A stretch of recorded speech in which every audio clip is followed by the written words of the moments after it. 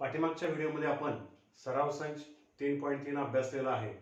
आज आपण त्या पुढील भाग म्हणजे रेषाखंडाचा गुणधर्म. रेषाखंडाचा गुणधर्म आकृती 3.40 पान नंबर 39 वरती आहे. त्याच्यामध्ये आपण बघतोय की रेषाखंडाच्या लंब दुभाजकावरील प्रत्येक बिंदू हा त्या रेषाखंडाच्या अंत्यबिंदूपासून समान अंतरावर असतो. उदाहरणार्थ या आकृतीमध्ये रेषाखंड AB हा रेषाखंड AB इथं दाखवलेला आहे आणि लंब दुभाजक रेषा L या ठिकाणी इथं दाखवलेला आहे आणि त्यावरचा P हा बिंदू आहे. P हा बिंदू त्या लंब दुभाजकावरचा बिंदू आहे. म्हणून यामध्ये बिंदू हा त्या रेषाखंडाच्या अंत्यबिंदूपासून समान अंतरावरती असतो. म्हणजे हा P बिंदू ह्या रेषाखंडाचे अंत्यबिंदू A आणि B हे त्या रेषाखंडाचे अंत्यबिंदू आहेत. रेषाखंड AB चे बिंदू A आणि बिंदू B हे अंत्यबिंदू आहेत आणि म्हणून आपल्याला काय बघायचं यामध्ये की हा लंब दुभाजकावरचा P हा बिंदू या अंत्यबिंदूपासून म्हणजे A आणि इकडचा अंत्यबिंदू B याच्यापासून समान आहे हे आपल्याला यावरून फक्त अभ्यासायचं आहे. आता याचा वापर आपल्याला उदाहरणामध्ये करावा लागेल. आता यामध्ये बघा रेषा L, आकृतीमध्ये रेषा L, रेषा L ही रेख AB ची लंब दुभाजक रेषा आहे. रेषा L ही रेख AB ची काय आहे? लंब दुभाजक रेषा आहे. रेख AB ला बिंदू M मध्ये छेदते. म्हणजे AB ला कोणत्या बिंदूत छेदते?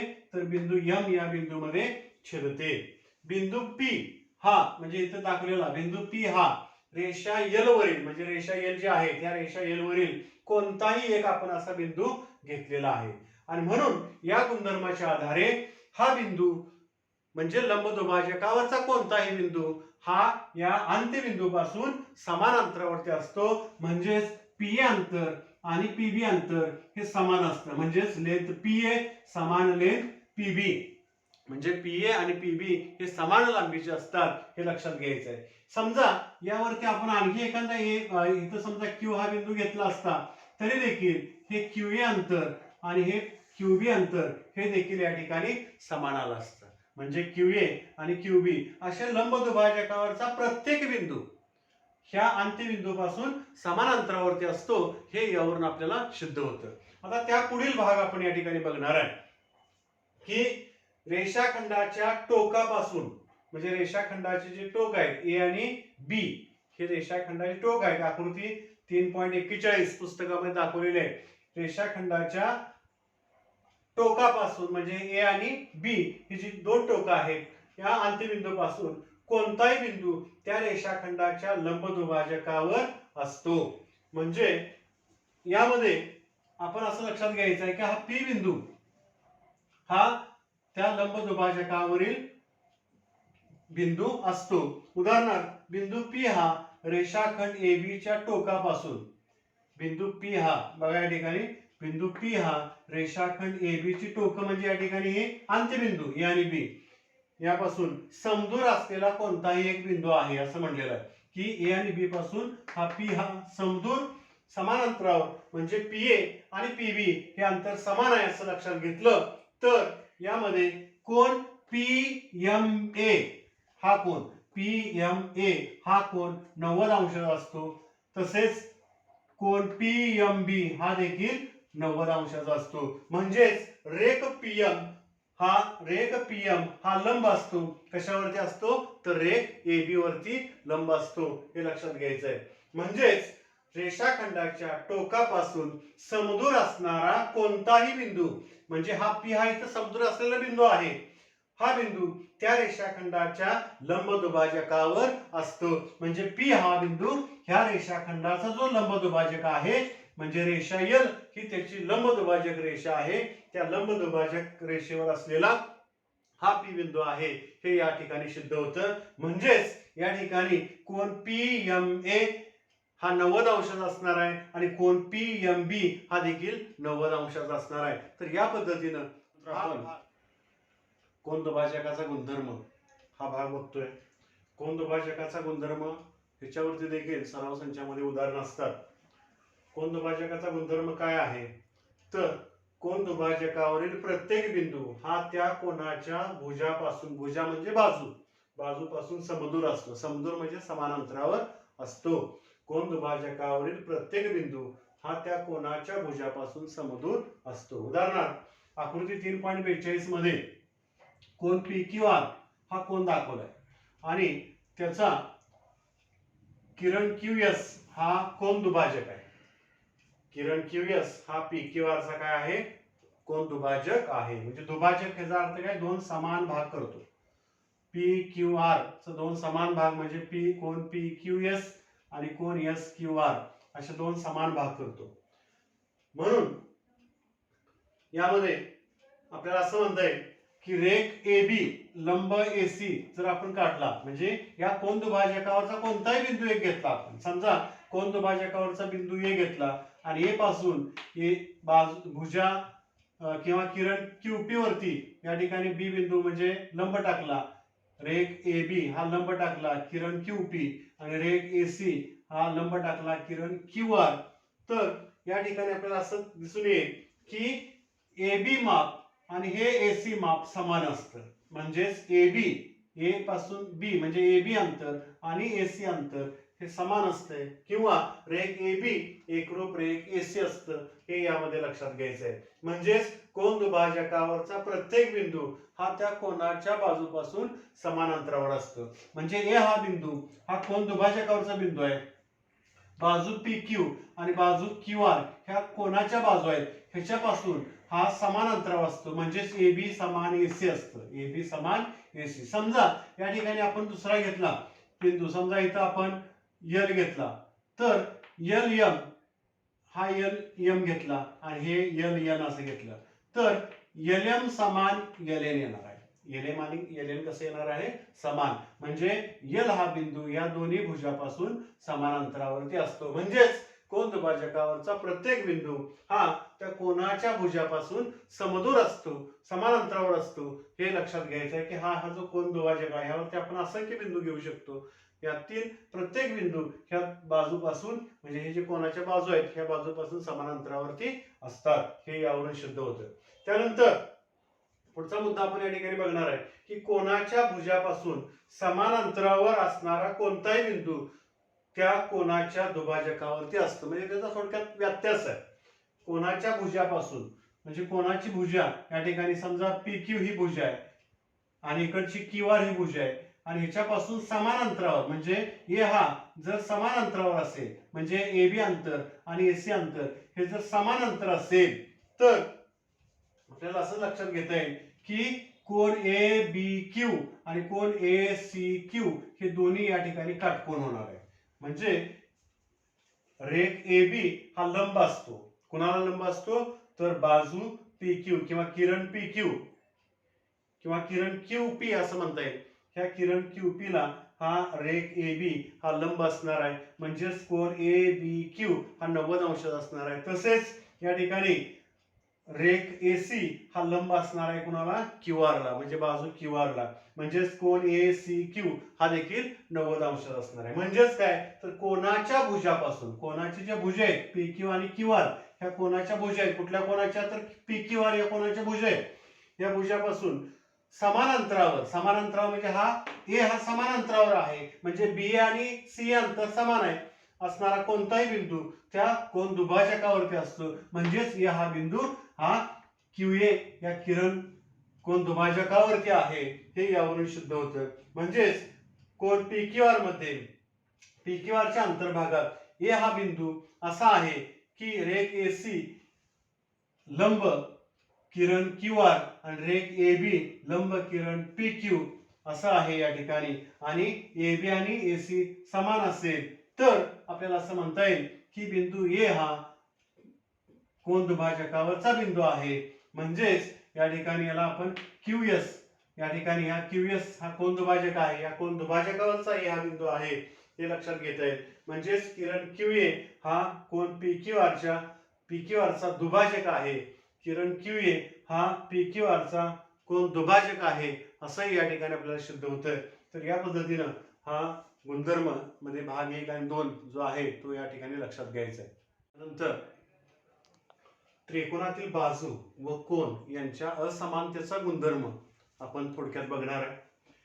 विद्यार्थी मित्रांनो, जर त्रिकोणाच्या दोन बाजूपैकी एक बाजू ही दुसरीपेक्षा मोठी असेल, दुसऱ्या बाजूपेक्षा मोठी असेल, तर मोठ्या बाजूसमोरील कोन हा लहान बाजूसमोरील कोनापेक्षा हा मोठा असतो. मोठ्या बाजूसमोरचा कोन हा मोठा असतो आणि लहान बाजूसमोरचा कोन हा लहान असतो.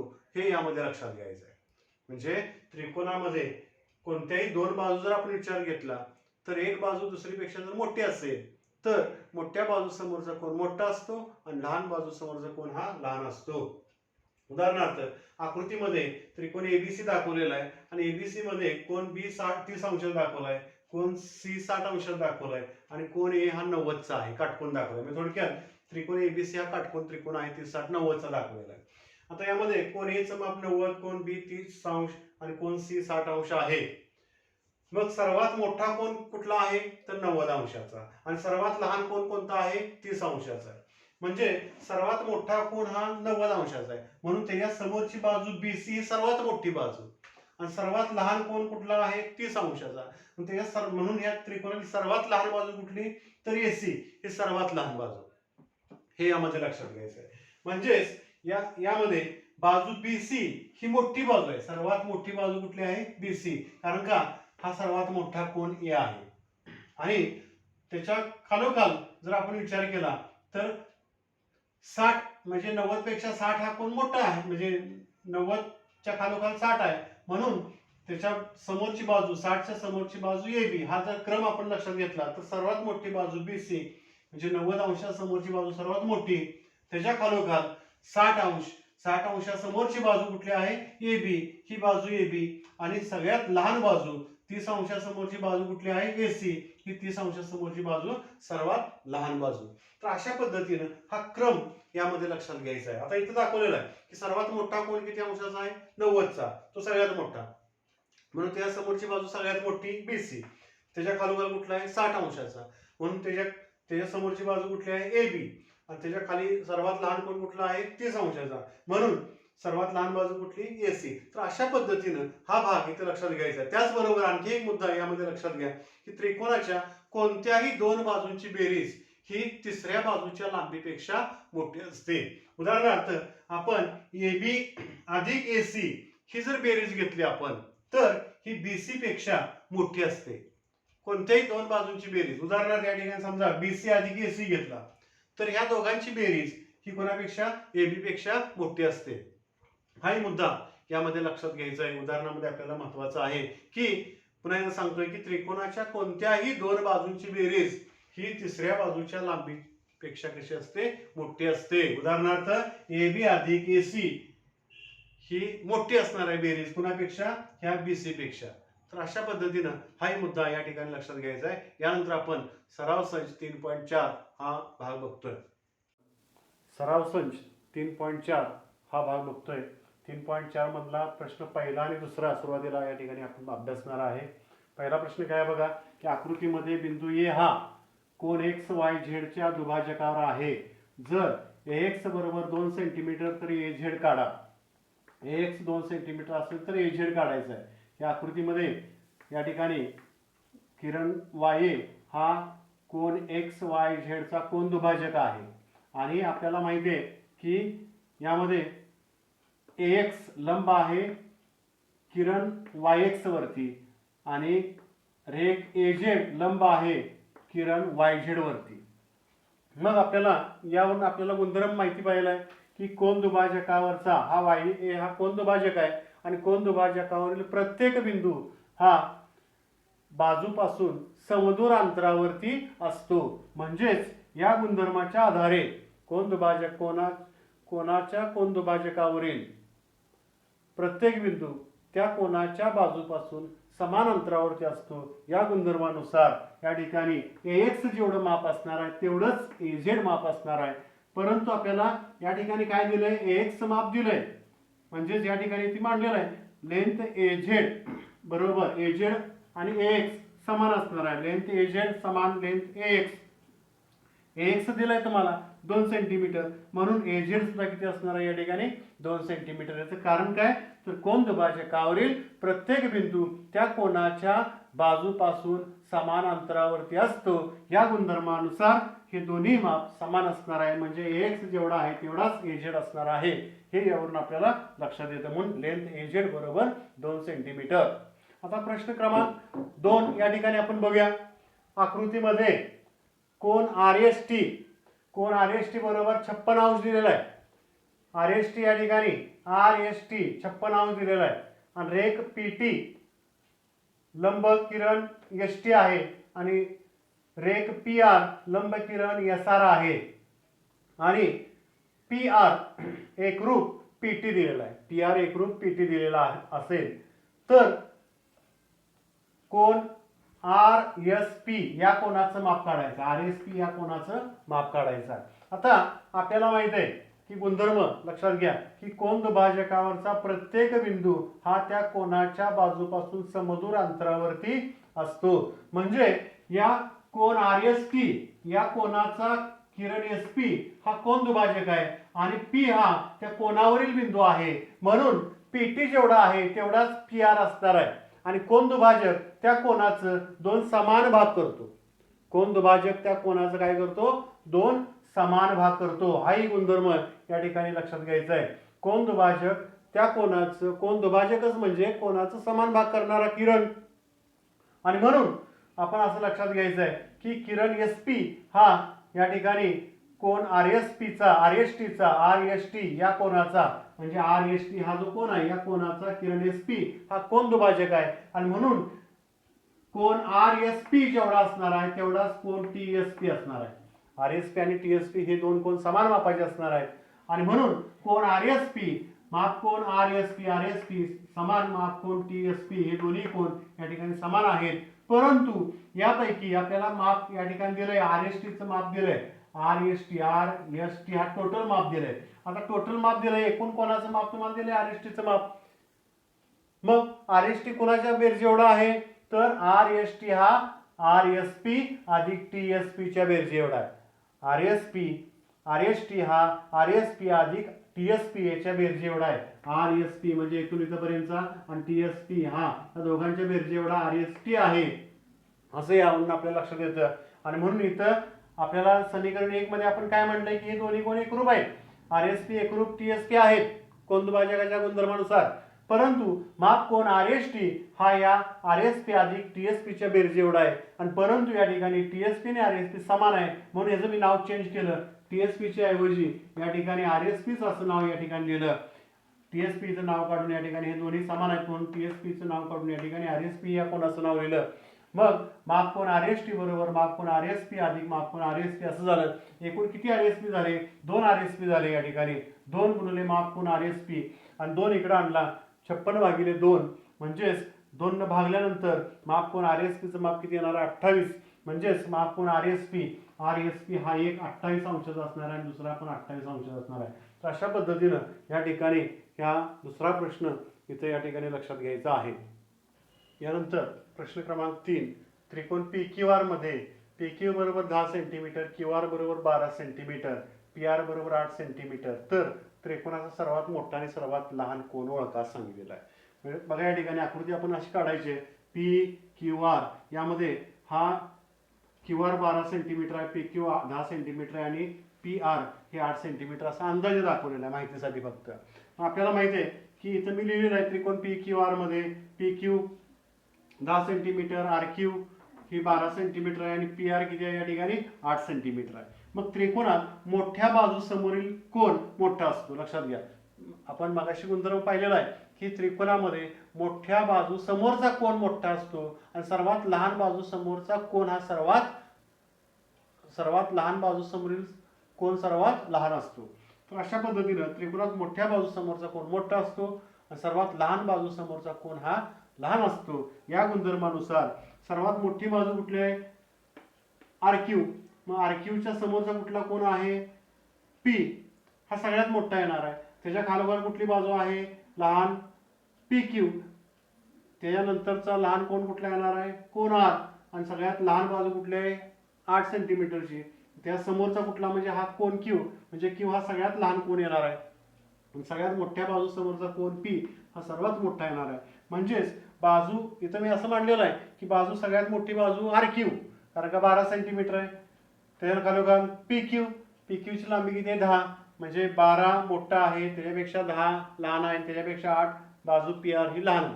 म्हणून सगळ्यात मोठ्या बाजू समोरचा कोन मोठा, म्हणजे बाजू आर क्यूच्या समोरचा कोन पी हा मोठा आहे, बाजू पी क्यूच्या समोरचा कोन आर आहे आणि बाजू पी आरच्या समोरचा कोन क्यू आहे. म्हणून सर्वात मोठा कोन पी आणि सर्वात लहान कोन क्यू असणार आहे. तर अशा पद्धतीनं या मापांवरून या ठिकाणी आपण लक्षात घ्यायचं आहे. आता प्रश्न क्रमांक या ठिकाणी आपण 4था बघतोय. त्रिकोण एफएएन मध्ये, एफएएन हा त्रिकोण घेतला आपण, एफएएन असं आपण आकृती काढायची आहे. एफएएन कोन एफ हा 80 अंशाचा आहे, कोन ए 40 अंशाचा आहे. तर त्रिकोणाच्या सर्वात मोठ्या व सर्वात लहान बाजूंची नावे साकाराने लिहा. म्हणजे सगळ्यात मोठी बाजू कुठली, सर्वात लहान बाजू कुठली आहे हे लिहायचं आहे. आता आपल्याला माहिती पाहिजे आहे की त्रिकोणाच्या तिन्ही बाजूंची मापं माहिती नाहीत, दोनच बाजूंची मापं माहिती आहेत. म्हणून आपण गुणधर्म वापरला की त्रिकोणाच्या तिन्ही कोणांच्या मापांची बेरीज 180 अंश असते. या गुणधर्मानुसार आपण असं मांडलं की माप कोन ए अधिक माप कोन एफ अधिक माप कोन एन बरोबर 180 असं मांडलं. पैकी यामध्ये आपल्याला एचं माप किती आहे 40, एफचं माप किती आहे 80 आणि माप कोन एनचं माप या ठिकाणी काढायचं आहे. मग याच्या किमती ठेवल्या 40 अंश अधिक 80 अंश अधिक माप कोन एन बरोबर 180. 40 आणि 80 120, 120 हे पलीकडे 180 घेतला वजा झाला, 180 वजा केल्यावर उरला 60, म्हणजे माप कोन एन म्हणजे या कोणाचं माप किती आलं 60 अंश. म्हणजे आता आपल्याला या ठिकाणी तिन्ही कोणांची मापं मिळाली. मग यावरून आपण त्या मापावरून ठरवायचं की सगळ्यात मोठं माप किती अंशाचं आहे 80चं, त्याच्या खालोखाल किती मापाचं आहे 60चं आहे, त्याच्या खालोखाल किती आहे 40 अंशाचं आहे. तर यावरून सगळ्यात मोठ्या कोणासमोरची बाजू मोठी असते. या नियमानुसार आपण लक्षात घ्यायचं आहे की 80 अंशासमोरची बाजू कुठली आहे ए एन ही सगळ्यात मोठी आहे.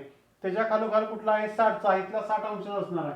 त्याच्या हा 60 अंश समोरची बाजू, त्याच्या खालोखाल एफ ए किंवा एफ ही बाजू असणार आहे. आणि सगळ्यात लहान बाजू 40 अंशासमोरची बाजू एफ एन ही 40 अंशासमोरची बाजू सगळ्यात लहान, म्हणजे सर्वात मोठी बाजू ही ए एन असणार आहे आणि सर्वात लहान बाजू ही एफ एन असणार आहे. तर अशा पद्धतीनं हा प्रश्न क्रमांक 4 या ठिकाणी तसा सोडवायचा आहे. प्रश्न क्रमांक 7, आकृतीमध्ये जर रेख पी आर एकरूप रेख पी क्यू तर दाखवा पी एस, रेख पी एस ही मोठी आहे पी क्यू पेक्षा, पी एस ही मोठी आहे पी क्यू पेक्षा, हे सिद्ध करायचं. यासाठी आपण सुरुवातीला त्रिकोण पी क्यू आर या त्रिकोणाचा विचार करायचा. त्रिकोण पी क्यू आर मध्ये रेख पी क्यू एकरूप रेख पी आर, पी क्यू आणि पी आर एकरूप आहेत, कारण का ह्या दोन्ही ह्या समद्विभुज त्रिकोण आहे. पी क्यू आर कसला आहे समद्विभुज त्रिकोण आहे. आणि मग या समद्विभुज त्रिकोणामध्ये एकरूप बाजू समोरचे कोण एकरूप असतात. या गुणधर्मानुसार कोण क्यू हा एकरूप असणार आहे कोण आर या कोणाला. कोण क्यू आणि कोण आर म्हणजे इकडचा आर पी आर क्यू हा कोण एकरूप असणार आहे. कोण क्यू आणि कोण पी आर क्यू हे दोन्ही समद्विभुज त्रिकोणाचे एकरूप बाजू समोरचे कोण हे एकरूप असतात. या गुणधर्मावरून याला समीकरण क्रमांक आपण 1 दिलं. आता त्रिकोण यामध्ये पी आर एस या त्रिकोणाचा, त्रिकोण पी आर एस या त्रिकोणाचा कोण पी आर क्यू हा बाह्य कोण आहे. पी आर एस या त्रिकोणाचा पी आर क्यू हा बाह्य कोण आहे आणि म्हणून बाह्य कोण हा जो आहे हा त्याच्या दूरस्थ आंतरकोनापेक्षा मोठा असतो. म्हणजे पी आर क्यू हा बाह्य कोन हा त्याचा दूरस्थ आंतरकोन आहे. कोण पी एस आर हा त्याचा दूरस्थ आंतरकोन आहे. मग ह्या एस पेक्षा कोण पी आर क्यू हा मोठा असणार आहे आणि म्हणून माप कोण पी आर क्यू हा मोठा असणार आहे माप कोण एस पेक्षा. हे याला समीकरण क्रमांक आपण 2 दिलेला आहे. आता समीकरण 1 आणि 2 यामध्ये आपण काय पाहिलेलं आहे बघा की कोण क्यू हा मोठा आहे, कोण क्यू आणि कोण पी आर क्यू हे दोन्ही एकरूप आहेत, समान आहेत. आणि समीकरण 2 मध्ये आपण काय म्हणलेलं आहे की पी आर क्यू हा मोठा आहे कोणापेक्षा, या कोण एस पेक्षा मोठा आहे, कारण का हा बाह्य कोन या दूरस्थ अंतर कोणापेक्षा मोठा असतो. या नियमानुसार याला समीकरण क्रमांक 2 दिलेला आहे आपण. समीकरण क्रमांक 2 समीकरण 1 आणि 2 मध्ये बघा की यामध्ये समीकरण 1 आणि 2 मध्ये काय म्हटलेलं आहे की पी आर क्यू इथं आहे, इथं पी आर क्यू आहे. म्हणजे कोण क्यू हा पी आर क्यू पेक्षा मोठा आहे आणि पी आर क्यू पेक्षा मोठा पी आर क्यू हा कोणापेक्षा मोठा आहे, कोण एस पेक्षा, म्हणजे ह्या दूरस्थ अंतर कोणापेक्षा. आणि म्हणून 1 आणि 2 वरून आपल्याला काय सांगता येईल की कोण क्यू हा मोठा असणार आहे कोण एस पेक्षा. कोण क्यू हा कोणापेक्षा मोठा असणार आहे, एस पेक्षा. म्हणजे 1 आणि 2 ह्या समीकरणामध्ये पुन्हा एकदा बघा, क्यू हा मोठा आहे पी आर क्यू पेक्षा आणि पी आर क्यू हा मोठा आहे कोणापेक्षा, माप कोण एस पेक्षा. म्हणून कोण क्यू हा मोठा असणार आहे माप कोण एस पेक्षा. म्हणजेच माप कोण क्यू हा मोठा आहे माप कोण एस पेक्षा. आणि मग आपल्याला माहित आहे की मोठ्या कोणासमोरची बाजू ही मोठी असते. यावरून पी क्यू एस जर आपण पहिला त्रिकोण पी क्यू एस या त्रिकोणाचा जर विचार केला, मोठ्या पी क्यू एस या त्रिकोणामध्ये कोण क्यू हा मोठा आहे आणि कोण एस हा लहान आहे. म्हणून मोठ्या कोणासमोरची बाजू क्यू या कोणासमोरची बाजू पी एस ही मोठी असणार आहे आणि कोण एस या समोरची बाजू पी क्यू ही लहान असणार आहे. म्हणजेच रेख पी एस ही मोठी आहे आणि रेख पी क्यू ही लहान आहे. म्हणून बाजू पी एस मोठी आहे, बाजू पी क्यू हे या ठिकाणी आपल्याला इथं साध्य होत असतं. तर अशा पद्धतीनं ही सिद्धता यामध्ये लक्षात घ्यायची आहे. प्रश्न 7वा आपण बघितलेला आहे. आता प्रश्न शेवटचा याच्यातला 8वा या ठिकाणी आपण बघतोय. यामध्ये बघा आकृतीमध्ये त्रिकोण एबीसी चे रेख एडी वर एक बी हे शिरोलंब आहे. बघा आकृती त्रिकोण एबीसी मध्ये त्रिकोण एबीसी दाखवलेला आहे. एडी हा शिरोलंब आहे कारण या शिरोबिंदूतून बाजू बीसी वरती लंब टाकला एडी. त्याचबरोबर बी या शिरोबिंदूतून बाजू एसी वरती टाकलेला आहे हा बी हा शिरोलंब आहे. आणि काय सांगितलंय तर एई समान बीडी, एई आणि बीडी हे समान आहे. एई आणि बीडी हे समान आहेत. तर सिद्ध करा की काय सिद्ध करायचं आहे, एडी एकरूप बी, एडी एकरूप बी हे सिद्ध करायचं आहे. आता आपल्याला माहिती आहे की इथं दोन त्रिकोण तयार झालेले आहेत. लंब टाकल्यामुळं एडी आणि बी हे लंब असल्यामुळं दोन काटकोन त्रिकोण तयार झालेले आहेत. हे यामध्ये आपल्याला लक्षात घ्यायचं आहे. त्रिकोण एबीडी बघा, एबीडी हा त्रिकोण आहे. एबीडी हा एडी लंब टाकल्यामुळे एबीडी हा त्रिकोण आहे, काटकोन त्रिकोण आहे. आणि बीए हा देखील बी लंब टाकल्यामुळं बीए हा देखील काटकोन त्रिकोण आहे. आणि यामध्ये माप कोण एडीबी 90 अंश आहे, बीईए 90 अंश आहे कारण का प्रत्येकी लंब दिलेले आहेत, इथे लंब टाकलेले आहेत आणि म्हणून हा प्रत्येकी 90 अंशाचा झाला. आणि आणखी काय दिलं याच्यामध्ये, एई एक समान बीडी दिलेला आहे. एई आणि बीडी समान आहे. रेख एबी समान एकरूप रेख या ठिकाणी इथं आपल्याला दिलेलं आहे. एई एकरूप बीडी दिलेलंच आहे. त्याचबरोबर आणखी काय या ठिकाणी बघा, दोन्ही मध्ये सामायिक भुज आहे. रेख एबी एकरूप बीए ही सामायिक भुज आहे, सामायिक भुजा आहे. आणि म्हणून आपण असं लक्षात घ्यायचं की कर्णभुजा कसोटी जर घेतली आपण, कर्णभुजा कसोटी, तर या कर्णभुजा कसोटीनुसार हे दोन त्रिकोण ए बी डी आणि एईबी हे दोन्ही त्रिकोण कर्णभुजा कसोटीनुसार एकरूप येतात. आणि म्हणून एडी हा एडी ही बाजू एडी एकरूप बी, रेख बी, एडी एकरूप बी, कारण का एकरूप त्रिकोणाच्या संगत बाजू ह्या एकरूप असतात. म्हणून एडी एकरूप बी ह्या संगत बाजू आहेत. तर अशा पद्धतीनं हा सराव संच जो आहे तो इथं 3.4 हा झालेला आहे. यानंतर आपण समरूप त्रिकोण आणि त्यानंतर सराव संच 3.5 हा भाग बघणार आहे. यानंतर आपण समरूप आकृती म्हणजे काय हा भाग बघूया.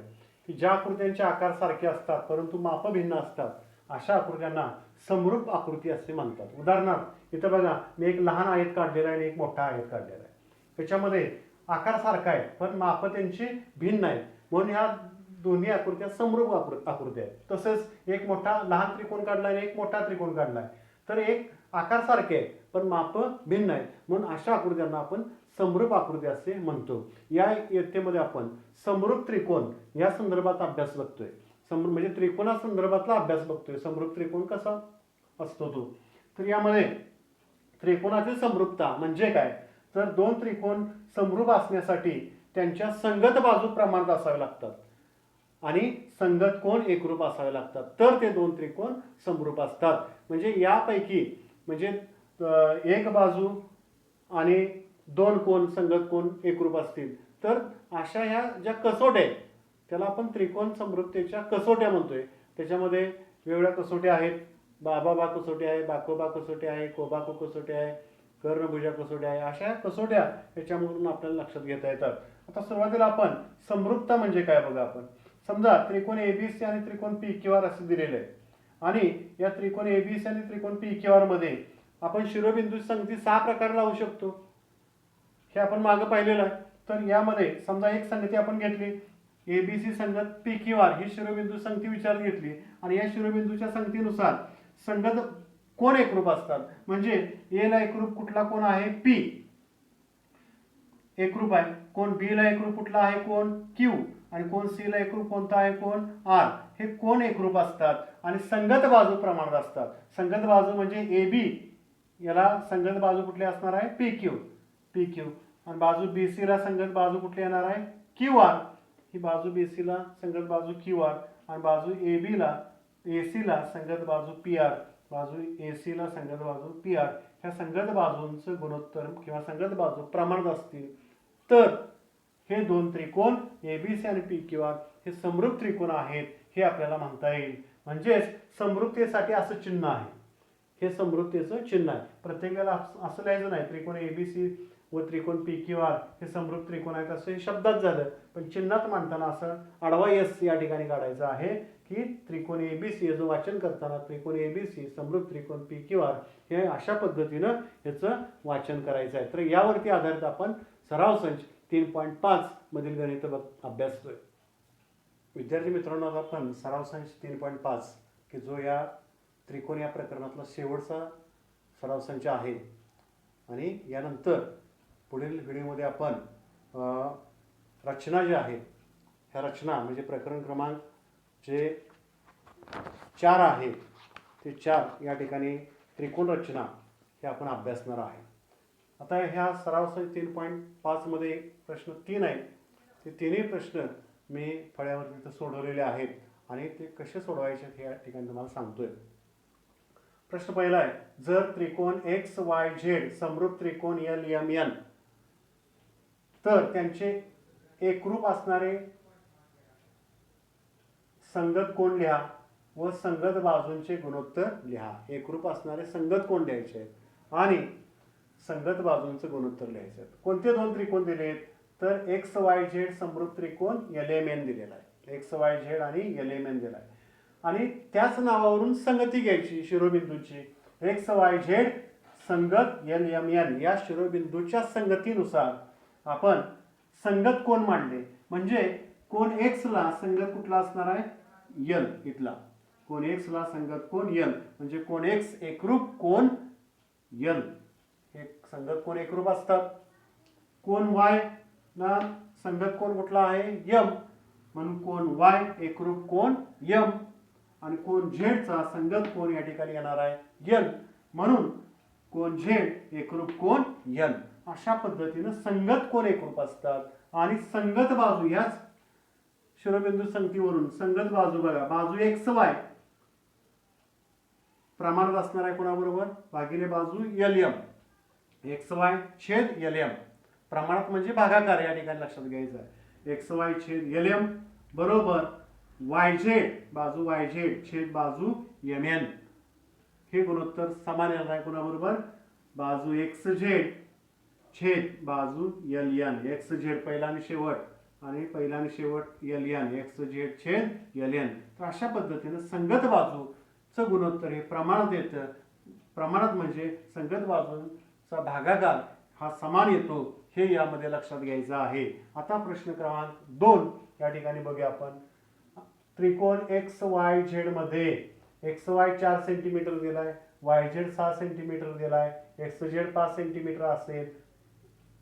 जर एक्स वाय झेड समरूप त्रिकोण पी क्यू आर असेल आणि पी क्यू बरोबर 8 सेंटीमीटर असेल तर त्रिकोण पी क्यू आरच्या उरलेल्या बाजू काढा असा प्रश्न आहे. आता सुरुवातीला आपल्याला कोणते दोन त्रिकोण समरूप दिलेत ते मांडायचं.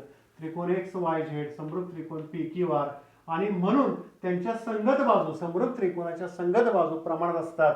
म्हणजेच एक्स वाय छेद पी क्यू, एक्स वाय छेद पी क्यू बरोबर वाय झेड छेद क्यू आर बरोबर एक्स झेड छेद पी आर अशा पद्धतीने संगत बाजूंचं गुणोत्तर प्रमाणात आहे हे मांडलं आपण आणि मग त्याच्या किमती ठेवा की ज्या आपल्याला दिलेल्या आहेत एक्स वाय ची किंमत 4 दिलेली आहे, पी क्यू ची किंमत 8 दिलेली आहे, वाय झेड 6 दिला आहे आणि क्यू आर ची किंमत काढायची आहे, एक्स झेड ची किंमत 5 दिलेली आहे आणि पी आर ची किंमत काढायची आहे. आता यामध्ये हे जे प्रमाण दिले या प्रमाणामध्ये एक प्रमाण त्याच्या सगळ्या किमती आपल्याला माहिती आहेत 4/8 या सगळ्या किमती आपल्याला इथं माहिती आहेत आणि म्हणून आता आपण प्रत्येक वेळा हा एकदा घ्यायचं आणि हे आणि एकदा गुणोत्तर घ्यायचं, हे एकदा गुणोत्तर घ्यायचं आणि हे एकदा गुणोत्तर घ्यायचं आणि याचा तिरकस गुणाकार करून सोडवायचा आहे.